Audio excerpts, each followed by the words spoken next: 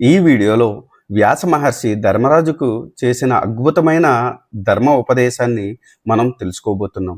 ఏవి మహాపాపాలు, ఆపద సమయంలో అబద్ధం చెబితే పాపం ఎందుకు రాదు, అలాగే ఎవరికి దానం చేయాలి, ఎలాంటి ఆహారం తీసుకోకూడదు అనే ఎన్నో ఆసక్తికరమైన విషయాలను ఈరోజు తెలుసుకుందాం.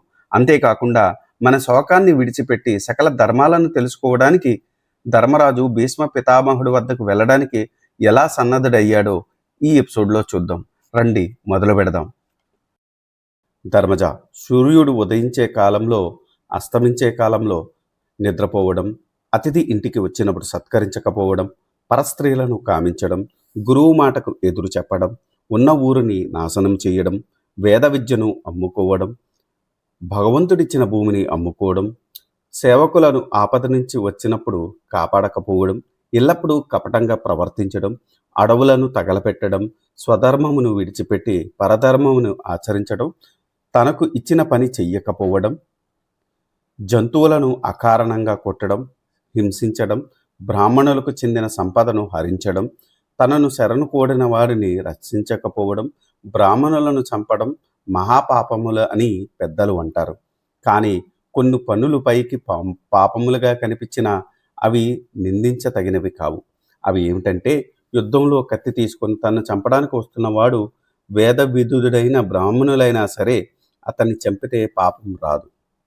అలాగే బ్రాహ్మణుడు ఆస్తిని సంపదను ఎవరైనా అపహరిస్తుంటే వారిని చంపడం పాపం కాదు.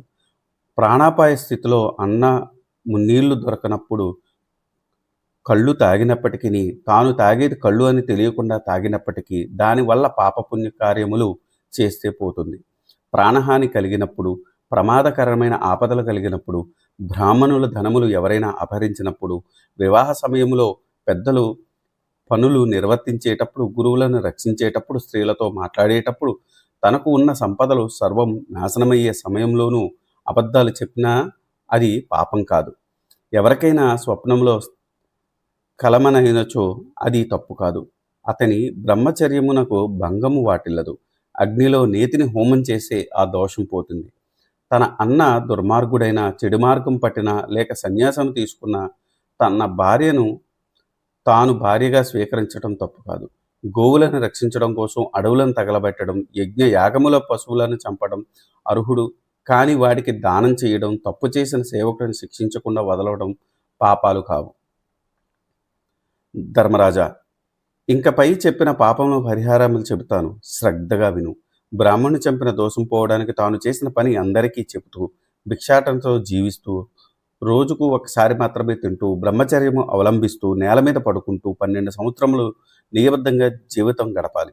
లేని ఎడల 6 సంవత్సరాలు కృచ్చన వ్రతం చెయ్యాలి.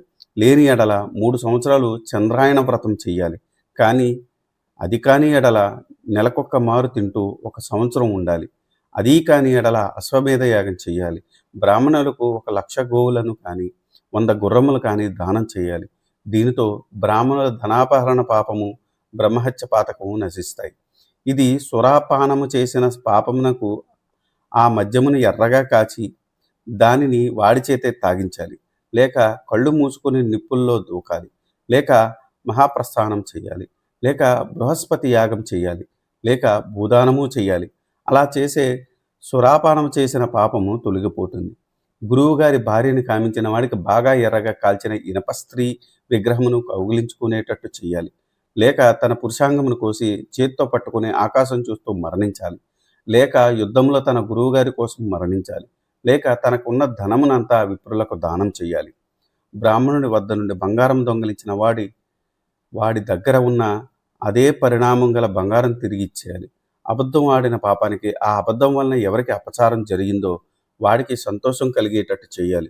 గురువుని ఎవరు ఎదిరించినా పాపానికి ఆ గురువు నమస్కరించి గురుదక్షిణ ఇస్తే సరిపోతుంది. ఇతరుల భార్యను కామించిన పాపానికి 1 సంవత్సరం కృచ్ఛమ వ్రతం చెయ్యాలి. తన వరస కాని స్త్రీని కామించిన వాడికి తడిబట్టలు కట్టుకొని బూడిదలో పడుకుంటే 6 నెలల్లో పోతుంది. పరపురుషునితో సంగమించిన స్త్రీకి రజోదర్శనం, ఆ మాలినం పోయి ఆ పాపం నుండి విముక్తి పోతుంది. నరకకూడని చెట్టు నరికినా, జంతువులను చంపినా దానివల్ల కలిగే పాపం 3 రోజులు నిరాహారంగా ఉపవాసం ఉంటే పోతుంది. ఇంకా తెలిసి చేసినవి తెలియకుండా చేసిన పాపాలు మితంగా ఆహారం తీసుకుంటూ ఉదయం, సాయంత్రం గాయత్రి మంత్రం జపిస్తే పోతాయి. పూర్వజన్మలలో చేసిన పాపాలు పోవాలంటే మంచి పనులు చేస్తూ దాన ధర్మాలు చేయాలి. అంతేగాని నాస్తికులు, శ్రద్ధ, వినయము లేని వారు ఏం చేసినా వారు చేసిన పాపములు పోగొట్టుకోలేరు. నీవు నా ఆస్తికుడివి, వినయము, శ్రద్ధ పుష్కలంగా కలిగిన వాడివి.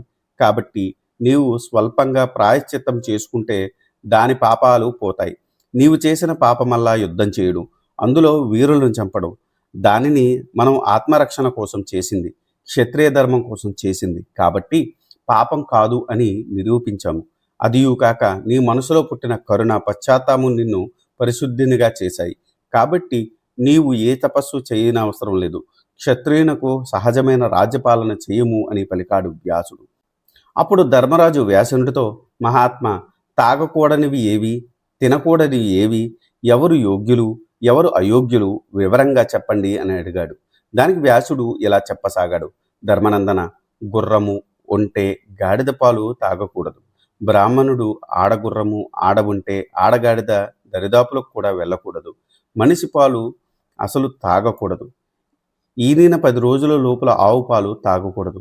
ప్రేతము వెడలిన ఇంటి అన్నమును, పురిటి ఇంటి అన్నమును, తలారి ఇచ్చిన అన్నమును, కొలట ఇచ్చిన అన్నమును, స్త్రీ సంపాదన మీద బతికేవాడు ఇచ్చిన అన్నమును, ఆటపాటలతో జీవించేవాడు ఇచ్చిన అన్నమును, జోదరి ఇచ్చిన అన్నమును, పూలమ్ముకొనేవాడు ఇచ్చిన అన్నమును, ఊరి నుండి కాని కులము నుండి కాని వెలివేసిన వాడు ఇచ్చిన అన్నమును, అన్న కంటే ముందు పెళ్లి చేసుకున్నవాడు ఇచ్చిన అన్నమును తినరాదు.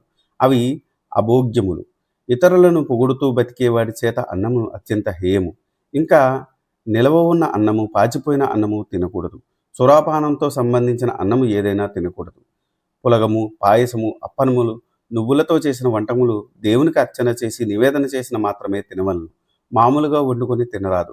గృహస్థాశ్రమ ధర్మను పాటించేవారు దేవతార్చన చేయకుండా, దేవతలను నివేదన పెట్టకుండా, పితృదేవతలకు పెట్టకుండా, అతిథులకు పెట్టకుండా భుజించరాదు.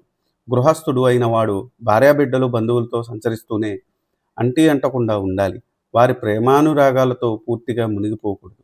ధర్మనందన, ఇంకా అయోగ్యుల గురించి చెబుతాను విను. పాటలు పాడుతూ నృత్యములు చేసి జీవించేవారు, విదూషణులు, దుర్జనులు, నపుంసకులు, మోసగాండ్రు, వేదము చదవని వారు, తక్కువ కులము వారు, ఇతరులకు హాని చేయడమే వృత్తిగా కలవారు, మీరు దానము స్వీకరించడానికి అర్హులు కారు వారు, పేదవారు, ఆపదలో ఉన్నవారు దానానికి అర్హులు. నీకు దానగుణం ఎక్కువగా ఉన్నా చెడ్డవారికి దానం చేయడం వల్ల ప్రయోజనం ఉండదు. అపాత్ర దానము మంచిదే కాదు. అర్హులు కాని వారికి దానం చేస్తే నపుంసనకు కన్యకు దానం చేసినట్టు, బూడిదలో నెయ్యి పోసినట్టే, ఓటి కుండలో నీళ్లు పోసినట్టు ఉంటుంది. దానం పుచ్చుకునే దానికి అర్హుడైన వాడి దానం చేస్తే దానం చేసిన వాడు పుచ్చుకున్నవాడు ఈ లోకంలోనే కాదు పరలోకంలో కూడా సుఖమును, సంతోషమును పొందుతాడు. ధర్మరాజా, నేను నీకు సంక్లిప్తంగా మంచి చెడు గురించి వివరంగా చెప్పాను. నా పలుకులు మన్నించి నియమం ప్రకారం ప్రవర్తించు అన్నాడు వ్యాసుడు. అప్పుడు ధర్మరాజు వ్యాసునితో ఇలా అన్నాడు. మహాత్మా, మీరు చెప్పిన మాటలు నా మనసుకు చాలా హర్షమును కలిగించాయి. మీరు ఆనతిచ్చిన ప్రకారం నేను ధర్మ మార్గాన్ని అవలంబించి రాజ్యభారం వహించి అమంగళం కలగకుండా చేస్తాను. నా మీద కృపతో మీరు రాజధర్మములు, వర్ణాశ్రమ ధర్మములు, ఆపద్ధర్మములు నాకు తెలియజెప్పండి. నాకు చూడగా రాజధర్మము, ధర్మాచారము పరస్పర విరుద్ధంగా తోచుచున్నవి. అందుకని ఈ విధంగా అడుగుతున్నాను అని అన్నాడు. ఆ మాటలకు వ్యాసుడు పక్కనే ఉన్న నారదుని చూసి, నారద మహర్షి, ఈ మహారాజును భీష్ముడి వద్దకు వెళ్ళాలి. భీష్ముని వలననే ఇతడు సకల ధర్మం తెలుసుకున్నట్టుకు అర్హుడు అని అన్నాడు. అవును మహర్షి, మీరు చెప్పినది యుక్తంగా ఉన్నది అని అన్నాడు. అప్పుడు వ్యాసుడు ధర్మరాజుతో ఇలా అన్నాడు. ధర్మనందన, భీష్ముడు కురువృద్ధుడు, ఇంద్రాదులకు కూడా పూజనీయుడు. కుటిలత్వం అంటే తెలియనివాడు, పరశురాముని వలన విలువిద్యా రహస్యంలో నేర్పినవాడు, సుగుణాలకు పుట్టినిల్లు. భీష్ముడు పరమ పవిత్రమైన గంగాదేవి గర్భవాసాన జన్మించినాడు. ఆయనకు తెలియని ధర్మములు లేవు. చవనుడు, మార్కండేయునుడు, వశిష్ఠుడు మొదలగు మహారుషుల వల్ల ధర్మసూక్ష్మలు నేర్చినవాడు. ఆయన స్వచ్ఛంద మరణం వరముగా పొందినవాడు. తన ప్రాణములను తగిన సమయంలో వదలడానికి మేనిలో నిలుపుకొని ఉన్నాడు. అంతటి మహానుభావుడు భీష్మునికి నీవు అంటే ఎంతో అభిమానము. నీవు అతని వద్దకు వెళ్ళు. అతడు నీకు జ్ఞానము, ధర్మమును ప్రబోధించగలడు. దీనివలన నీవు కీర్తిమంతుడు అవుతావు. ఇది మా అందరి అభిమతము. పైగా భీష్మునికి అవసాన కాలము సమీపిస్తూ ఉంది. ఇంకా ఆలస్యం చెయ్యకుము అని అన్నాడు. దానికి ధర్మరాజు, మునివర్య, ఎంతోమంది బంధువులను మిత్రులను వధించిన వాడను. ఆయన ఎదుటికి ఎలా నిలవగలను? విలువిద్య విశారదుడైన భీష్ముడు కృత్రిమ సమయంలో కూల్చిన పాతకుడిని. మరలా ఆయన ఎదుటిగా పోయి ఆయన మొహం చూస్తూ నాకు ధర్మములు ప్రబోధించమని ఎలా అడగగలను అని అన్నాడు. దానికి శ్రీకృష్ణుడు ఇలా అన్నాడు, ధర్మజ, అలా అనుకోవడం ఎందుకు? నీవు వ్యాస మహాముని ఆజ్ఞ మేరకే భీష్ముడి వద్దకు వెళ్తున్నావు. కానీ ఈ శోకంలో వెళ్ళడం మంచిది కాదు. ముందు నీవు రాజధానికి వెళ్ళు, తర్వాత భీష్ముడి వద్దకు వెళ్ళవచ్చు. ఇప్పుడే వెళ్ళాలని లేదు కదా. నీకోసం బ్రాహ్మణులు, నీతిజ్ఞులు, పురజనులు ఎదురు చూస్తున్నారు. హస్తినాపుర ప్రవేశం చేసి వారందరికీ ఆనందం కలిగించు అని పలికాడు. ఈ ప్రకారంగా వ్యాసుడు, నారదుడు, దేవులుడు శ్రీకృష్ణుడు చెప్పిన మాటలతో తన శోకమును వదిలిపెట్టిన ధర్మరాజుకు రాజ్యపాలన పట్ల ఆసక్తి కలిగింది. ధర్మరాజు ఆ మునులందరికీ ప్రదక్షిణ చేసి నమస్కరించి వారి ఆశీర్వాదములు తీసుకున్నాడు. తర్వాత ఆ మునులు తమ తమ స్థానములకు వెళ్ళారు. తర్వాత ధర్మరాజు దేవతలను, బ్రాహ్మణులను పూజించాడు. తన దర్శనం కోసం వేచి ఉన్న సామంతరాజులను కలుసుకున్నాడు. వారిచ్చిన కానుకలను స్వీకరించాడు. ఈ ప్రాచీన ధర్మ రహస్యాలు మరియు పాపాలకున్న మినహాయింపులు మీకు ఆసక్తికరంగా అనిపిస్తే దయచేసి వీడియోను లైక్ చేసి మా ఛానల్ సబ్స్క్రైబ్ చేసుకోండి. ఆహారం, దానం లేదా పాపాల గురించి వ్యాస మహర్షి చెప్పిన నియమాల్లో మిమ్మల్ని బాగా ఆశ్చర్యపరిచిన విషయం ఏమిటో కింద కామెంట్స్లో మాకు తెలియజేయండి. అలాగే బెల్ ఐకాన్ నొక్కడం మర్చిపోకండి. తద్వారా మన తదుపరి ఎపిసోడ్ని మీరు మిస్ కారు.